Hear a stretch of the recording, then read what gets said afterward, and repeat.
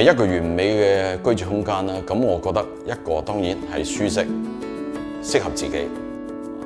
你入到呢個空間之後咧，你會忘記咗煩惱啦、疲倦啦。咁我覺得呢個就係一個最適合自己嘅空間。即係或者室內設計呢個行業係一個無盡嘅即係提升嚟嘅。作為一個設計師啦，咁其實我覺得最緊要嘅咧，都係個同理心。有時客人咧，佢會有自己嘅要求啦，自己個喜好啦。咁我哋咧點樣去利用我哋嘅專業去 fulfill 到佢呢樣嘢咧？我哋注重嘅位置咧，就係其實以人為本嘅。呢個堅持係源自於就係我覺得非常之有挑戰性嘅。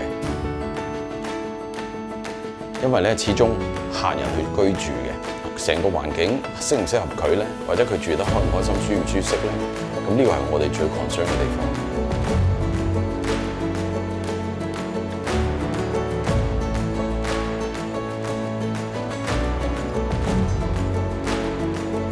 咁我哋務求咧，就係可以為客人咧打造一個最舒適嘅屋企。